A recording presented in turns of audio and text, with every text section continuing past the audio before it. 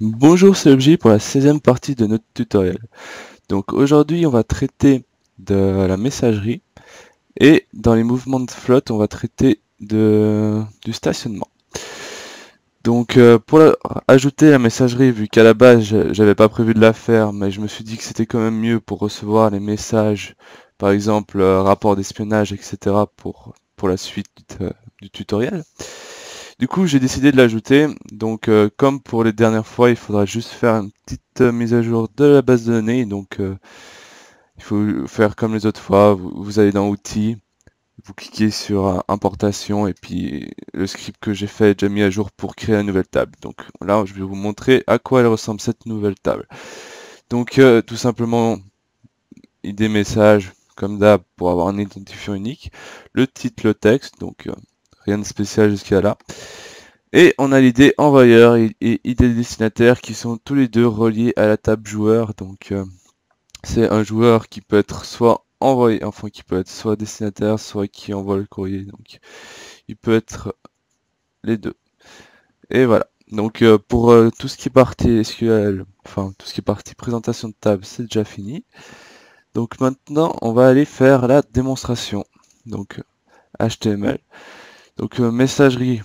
J'avais déjà créé un message de test, donc tout simplement j'ai fait un code assez basique pour la messagerie vu que je voulais pas m'éterniser dessus.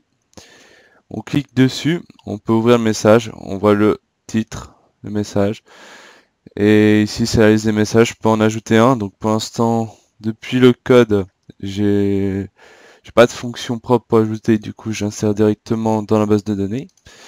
Donc je vais remettre un autre message, genre hello. Je vais faire un petit hello world. Et je choisis l'idée du destinataire. Donc là, vu qu'il n'y a qu'un seul compte, je peux choisir que mon propre compte. Donc c'est moi qui m'envoie des messages. Et donc ici, on peut voir qui s'affiche. On clique dessus. On a le texte et le titre. Donc tout simplement, pour les rapports d'espionnage, c'est un peu plus simple d'utiliser un système de messagerie. Donc maintenant, on va s'intéresser au mouvement de flotte. Donc flotte. Du coup, j'ai fait la mission stationnement qui est la 5e. Et on va envoyer une flotte depuis la colonie sur la planète mère. Donc coordonnées de la planète mère c'est 1, 3, 4. On va aller sur la colonie. On va aller ici, 1, 3, 4. Donc pour l'instant, j'ai toujours pas rajouté les requirements, si on a les vaisseaux ou pas sur la planète, ça les enlève, etc. Ça reste basique parce que pour le test, comme je l'ai dit, c'est plus simple de faire comme ça. Je ajouterai cette fonctionnalité vraiment à la fin quand j'aurai terminé le gros des mouvements de flotte. Donc on va mettre par exemple 10, 5, 3, 2, 1. Ici on peut mettre, bref, des chiffres aléatoires pour voir que ça fonctionne. Bien sélectionner la mission stationnement. Et on peut envoyer la flotte. Donc on peut voir que ça part de ma colonie, ça arrive à la planète mère en 15 secondes. Du coup, on va se mettre directement dans la planète mère. On peut voir que actuellement dans le chantier spatial, il n'y a rien dans les quantités. Du coup, on attend les 6 secondes. Ça doit être bon. Et voilà. Maintenant, le chantier spatial est rempli.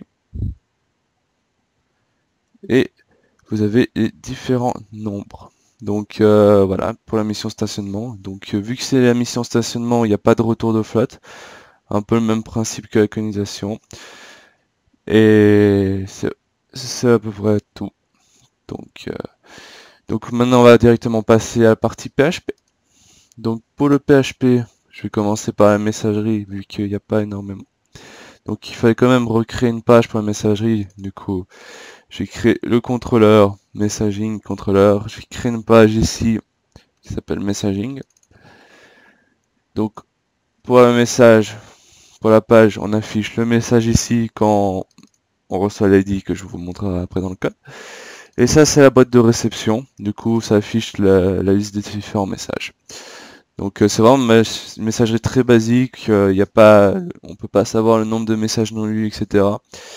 Peut-être que je rajouterai ça par la suite, on verra. Donc, euh, donc maintenant pour la partie PHP, j'ai aussi créé le module. Avant, je voulais aussi vous dire que j'ai rajouté du coup dans Default le menu ici pour accéder tout simplement à la messagerie. Pour le code HTML, pour pouvoir lire les messages, j'ai juste mis dans le tableau, dans les lignes du tableau, un unclick, du coup c'est du JavaScript qui vous permet en cliquant sur la ligne d'ouvrir le message avec le bon ID du message. Donc maintenant, passons à la partie intéressante, le code. Donc messaging module, donc vous pouvez le voir, il n'y en a pas énormément de code, vu que c'est très basique. Ici, c'est la réception, on récupère les différents messages par le joueur, du coup, pour la requête, ce serait tout ce qui est ID destinataire qui nous intéresse. Donc très basique. Et pour le message, on regarde si il a reçu un ID. Donc s'il y a un ID dans le lien, on le récupère et on récupère le message associé à cet ID. Donc j'ai mis aucune protection. Du coup, si vous n'êtes pas le destinataire de ce message et que vous vous amusez juste à changer les ID dans le lien comme je vais le faire ici, par exemple je vais aller 1, mais même si c'est pas moi, j'aurai quand même accès au message. Vous pouvez voir qui s'affiche là. Du coup, la sécurité, j'en rajouterai au fur et à mesure, je pense, vers la fin. Puis c'est quand même un peu mieux en minimum de sécurité, vous montrer un peu ce qu'on peut faire. Donc maintenant, passons à la mission stationnement. Donc, aller dans les modules flotte module. Donc ici, je vais quand même vous dire que je vais corriger un tout petit bug dans les mouvements. C'était ici, dans move, quand la fonction qu'on appelle à chaque fois que le joueur, enfin la fonction qui s'actualise, fait un tout petit bug dans les keys. J'avais mis 0 au lieu de mettre key. Donc en fait, quand il parcourait, ça servait à rien parce que tout simplement parce que il s'arrêtait à la première et il pouvait exécuter qu'un seul mouvement de flotte. Du coup, s'il y avait plusieurs mouvements de flotte en même temps, ça faisait en sorte que il se traitait pas. Et du coup, c'était un petit bug que j'ai corrigé. Et comme vous pouvez le constater aussi, j'ai rajouté plusieurs champs, enfin plusieurs variables. Donc ID planète, ID flotte qui n'était pas là avant.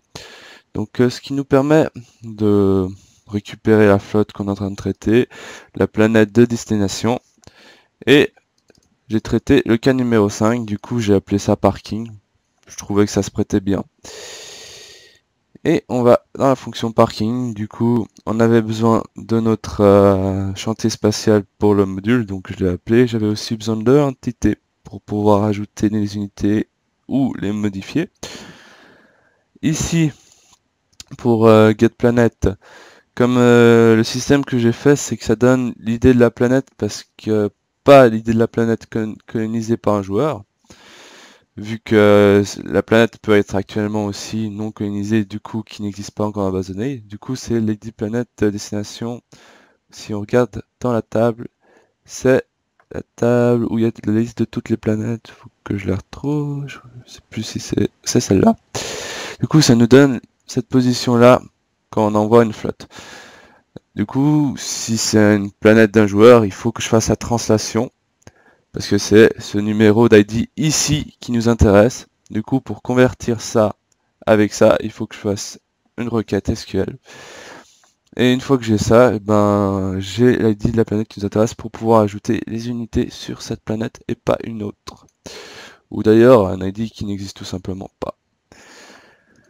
Donc, une fois que c'est fait, je peux vous montrer la requête, c'est simplement un select donc de la table planète avec l'ID planète. Donc dans cette table ici, on prend le numéro de la planète. Donc par exemple pour la planète mère, quand j'ai envoyé avant, j'avais 18 dans la table flotte. Je prends ce numéro, et je sélectionne quand c'est égal à ce numéro, donc c'est forcément une planète unique parce qu'il ne peut pas y avoir plusieurs planètes sur la même position. Et je récupère du coup le numéro 1. Et après, avec le numéro 1, je peux insérer avec unit sur la bonne planète. Donc une fois que c'est fait, je récupère les mouvements de la flotte. Donc les mouvements de la flotte, si vous vous en souvenez, c'est là-dedans. Et là-dedans, on stocke l'idée de la flotte. Donc l'idée de la flotte, il y a une flotte avec plusieurs unités dedans. Et l'idée de l'unité, donc les différentes unités qu'on a envoyées avant, que je me souviens plus exactement ce que j'ai envoyé, mais j'ai à peu près envoyé de tout. Donc voilà. Et le nombre de mouvements, donc nombre de mouvements, c'est simplement le nombre d'unités de la même unité qui a été envoyée, par exemple 20, 30, 40, 50, etc. Du coup, grâce à ça, on a les différents mouvements. Je fais un compte sur getPlanet au cas où, tout simplement, la planète de stationnement n'existe pas. Donc ça, pareil, niveau sécurité, je devrais même pas pouvoir envoyer sur une planète qui n'a pas de joueurs.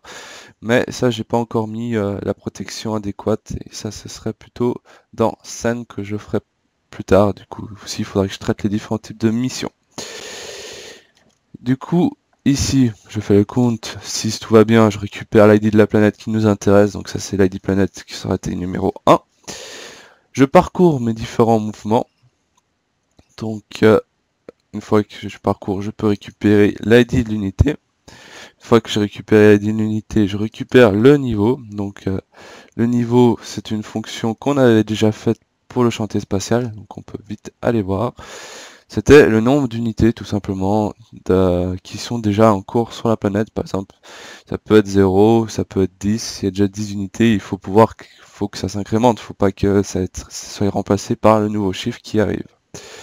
Donc je retourne le niveau. Une fois que c'est fait, si le niveau est égal à 0, donc s'il n'y a pas encore d'unité, je vais ici, je crée, donc j'ajoute dans ma table les nouvelles unités. Par contre, s'il en existe déjà, je fais un update, du coup je prends le niveau qu'il y avait avant, je l'ajoute aux nouvelles, et du coup, vu la magie des boucles, ça fait tout ça très rapidement. Et du coup, c'est déjà la fin de ce tutoriel, vu qu'il n'y avait pas énormément de nouveautés. Malheureusement, j'ai pas eu beaucoup de temps ces derniers jours pour faire plus de code que ça. Mais je pense que la prochaine fois, ce sera un peu plus intéressant vu qu'on va faire tout ce qui est espionnage. Donc, partie espionnage, on pourra voir les unités qu'il y a sur la planète, les ressources, etc. avec le rapport d'espionnage. Justement, c'est pour ça qu'aujourd'hui, j'ai introduit la messagerie. Du coup, c'est la fin du tutoriel. Je vous souhaite un très bon week-end et à la prochaine.